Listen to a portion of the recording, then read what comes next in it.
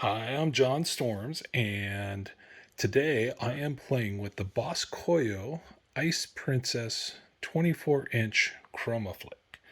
I like snowflakes, and this year one of my goals is to replace a bunch of the 24-inch snowflakes with 48 nodes to higher density snowflakes, and this particular one supports 200 pixels.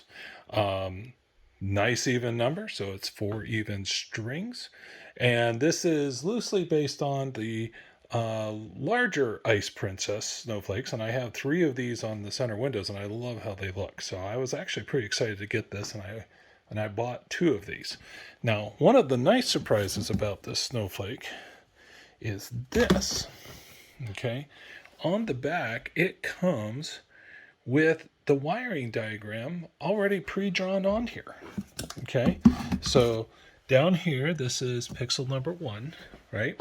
And then from there, you just follow the line. So typically, my first job when, I'm going to wire up a snowflake is I'll actually go on the back and draw exactly this. Now, I also will sometimes include numbers and arrowheads and things, but by and large, this is all you need.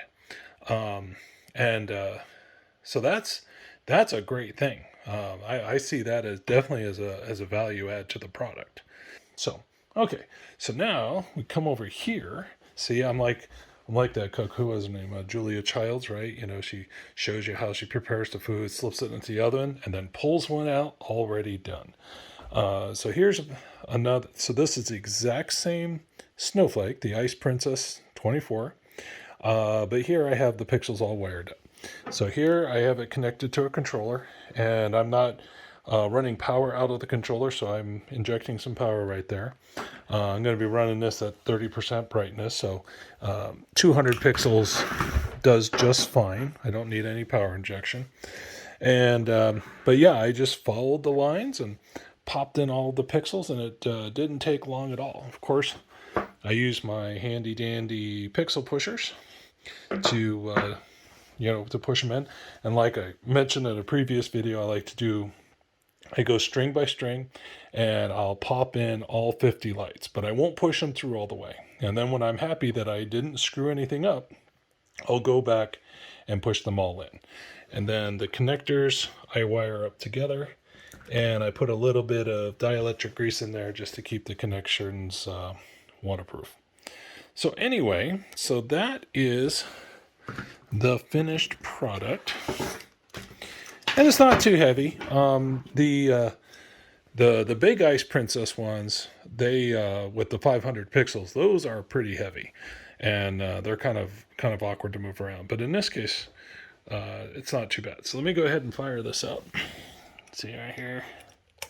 So I got my Falcon F16 V4 right there. I got my power injection box right there, and so this guy is powering up.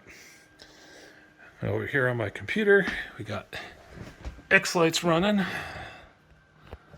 And here I got the wiring diagram up, which I no longer need.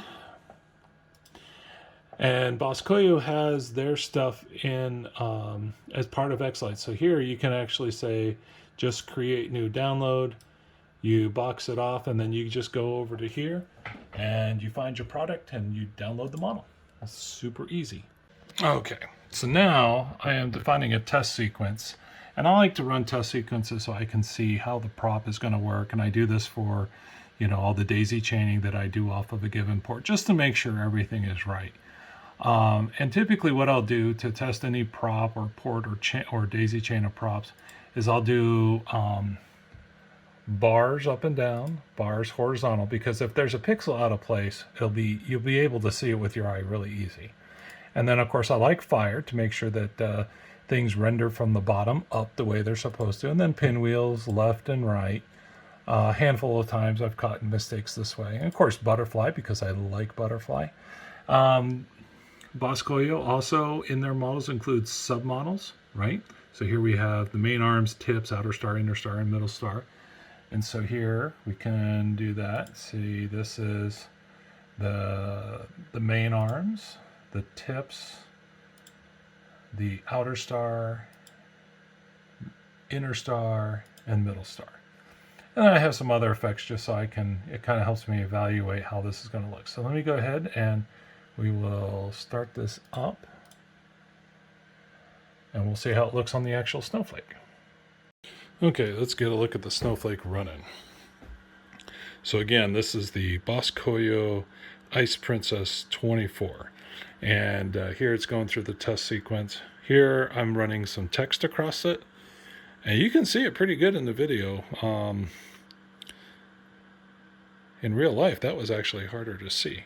So that's kind of weird. So anyway, got the butterfly effect. Here we're showing the main arms, the tips, outer snowflake, inner snowflake, middle snowflake, an American flag. And here we have the butterfly effect. And then here we have the text again. So